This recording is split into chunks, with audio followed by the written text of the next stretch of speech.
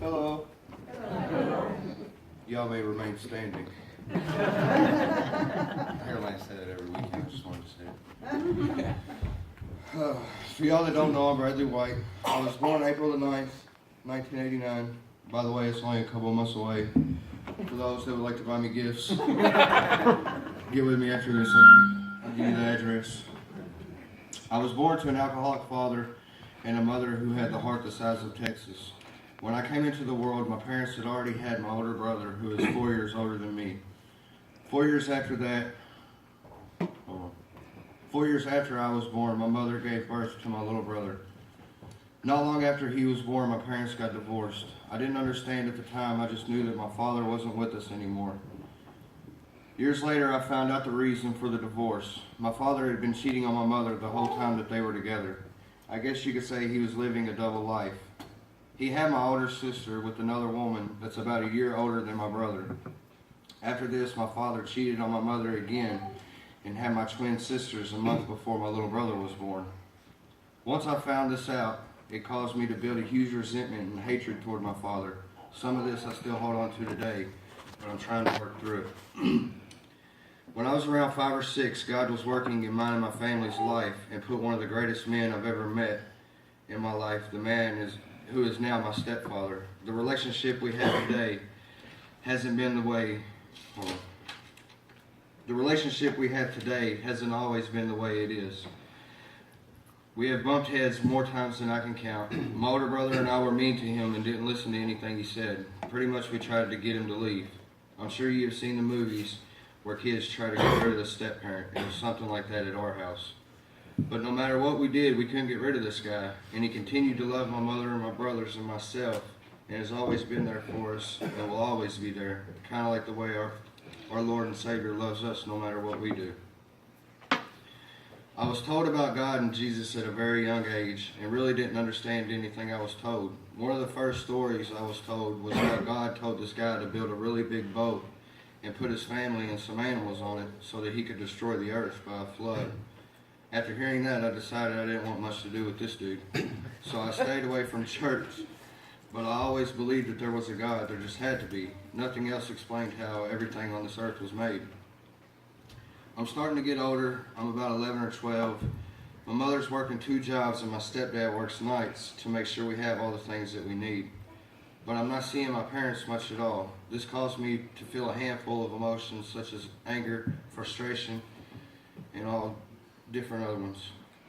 And it had me feeling like I was all alone. This caused me to search for attention in all the wrong places. I finally found the attention that I was looking for. I started hanging out with people that were older than me, and most of those people were drinking and doing drugs. And me wanting to fit in, I jumped right in and started doing everything that they were doing. This led me to my life of crime. Me and a few buddies broke into an abandoned house and vandalized it. I didn't get in much trouble for it. Just a slap on the wrist. So I thought this was the life for me. I started getting in trouble more and more at home and at school. When I was 15, me and another guy stole a car from Stacy Chrysler. I got in trouble for this, but the only thing that happened to me, I spent 10 days in jail, 45 days in a rehab, because I had already had a problem with drugs, and I was put in drug court. Again, I thought this wasn't that bad, so I'm in drug court. I failed a couple of drug tests, and I'm afraid they're going to put me in jail, so I run away from home again. When they found me, I spent a couple months in jail and went to another rehab. This rehab was supposed to be for 6 months. About 3 months into it, I got into a fight with another boy in the program and got kicked out and got to come back home. Still really haven't suffered any consequences for my actions. The only thing I had to do when I got home was finish drug court and work on my GED. Because I'm 17 by now, and I'm so far behind in school, there's no way I can catch up. So I'm on house arrest and working on my GED. A month later, I got my GED and got off house arrest. I started talking to this girl named Shadow. I knew her from school. On the weekends, I would go to her house and drink, and we would have sex, and I wouldn't talk to her again until the next weekend. After a couple of months of this, I just stopped talking to her altogether. At this point in time, I'm working full-time at Lee's Chicken and volunteering at the Wendell Foster Center because I'll be 18 in a few months and I've already got a job lined up. Out of the blue, I get a phone call from Shadow saying she's pregnant. My life was flipped upside down with this news. I turned 18 and started my job at the Wendell Foster Center and was still working at Lee's. All this lasted for about 2 months because it was too much for me because I was so consumed with doing and selling drugs. So I quit Lee's, and about a month later, I quit the Wendell Foster Center. Now I'm a broke, homeless drug addict thinking I was cool because I sold drugs.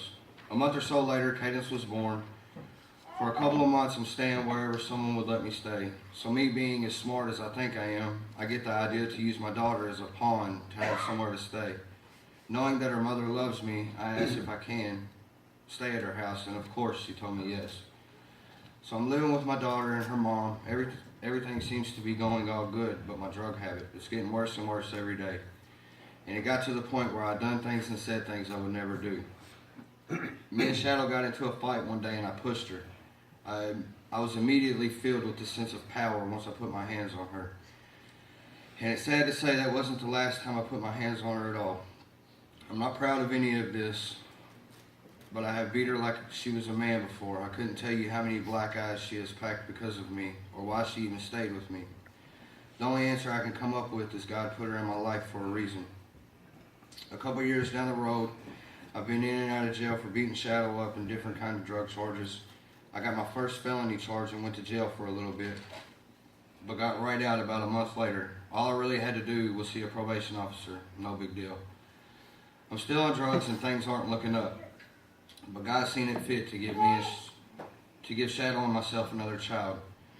We named him Cameron. Cameron was different. He was born with a genetics disorder where his body didn't break down protein like mine and yours does.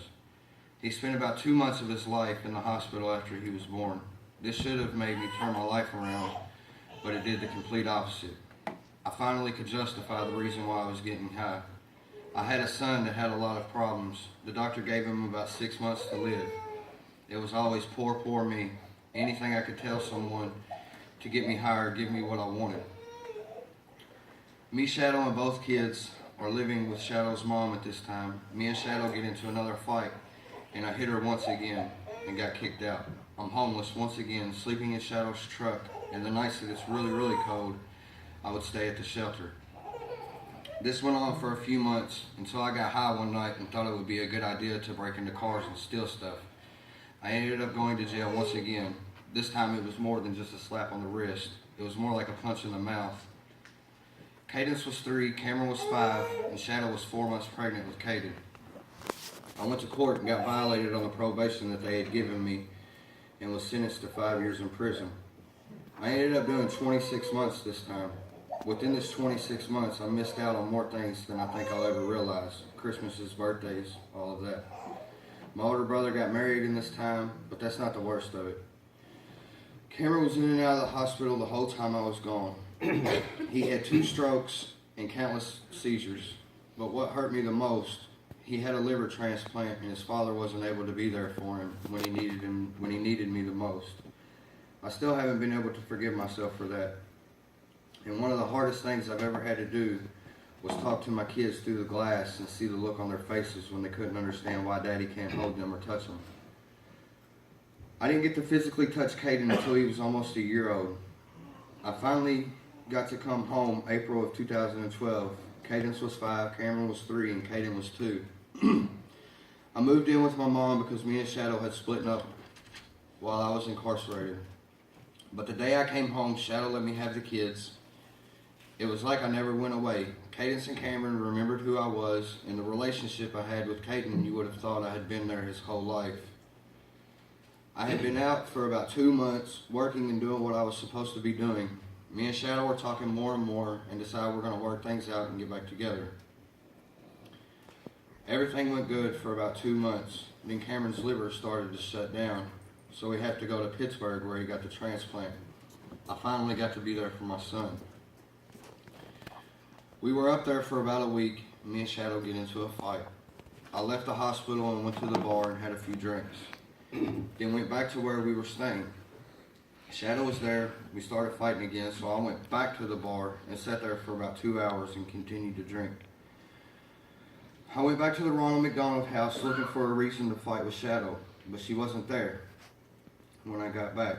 When she finally came back in, it was on. Let me remind you, I'm not proud of any of this, but it's part of what made me who I am today. When Shadow walked through the door, I had a few choice words for her. She tried to walk back out into the hallway until I grabbed her by her hair and pulled her back into the room and drug her across the floor so I could shut the door. Once the door was shut, the beating started and didn't stop for about 2 minutes. Needless to say, the cops were called and I went to jail once again. I went to court a couple of days later.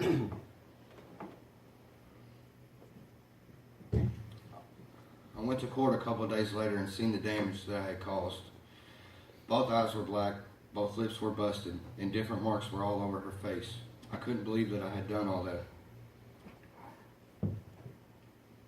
The guilt ate me up so much that I just wanted to die. Almost a year later, I was released from jail, living with my mom again.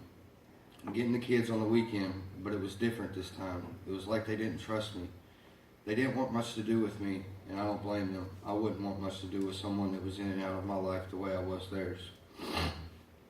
Shadow was with someone else and pregnant with his kid, so I just knew that it was over between us. This crushed me because, believe it or not, I did love Shadow. Feeling sorry for myself, I ran to drugs to numb my pain. I found the second love of my life, methamphetamine. This went on until May of 2014 when I got caught trafficking meth. I went to jail and went to court the very next day and was released because I hadn't been in trouble for a little over a year. I just had to make all my court dates. Well, surprise, surprise, I never went to court. I went back to getting high and selling drugs. I got with an old girlfriend and ended up getting her pregnant. August of 2014, I got a second trafficking charge and was put in jail once again. Thinking I'm going to be in there for a really long time, I start trying to think of a way that I can get out. So I find a rehab that will let me go there. I was released October the 4th, 2014 with no intention of changing the person that I was. I went to the Lighthouse program. My plan was to go to this rehab and skate through like I had the last two so that I could get back to living my life the way I had been before all of this started. But God had other plans for my life. October 29th, 2014, Cameron passed away at the age of 5.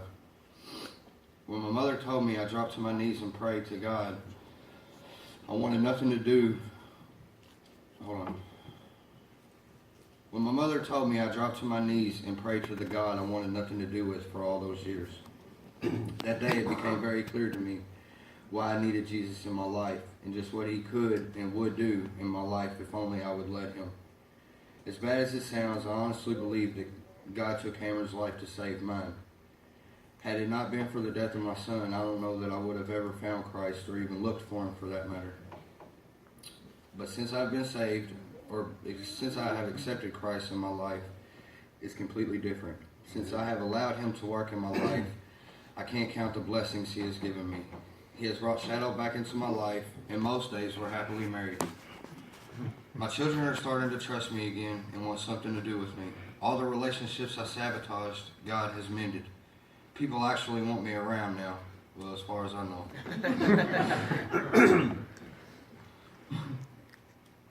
I lost my spot. Thanks, y'all. I've been in church since November of 2014 and am dedicated to serving the Lord. I'm here every time the doors are open. I run a Bible study on Friday nights, and for those that don't know, I'm going to school to be a pastor. God is great. I'm living proof there is power in prayer and that he does hear us and does answer our prayers, just on his time. I know that if I keep doing what I'm doing, God will bless me more than I could ever imagine. I'd like to thank all of y'all for listening to this. The only thing that I ask is that you don't judge me for the monster I once was, but just look at me as the new creation God has made. Amen.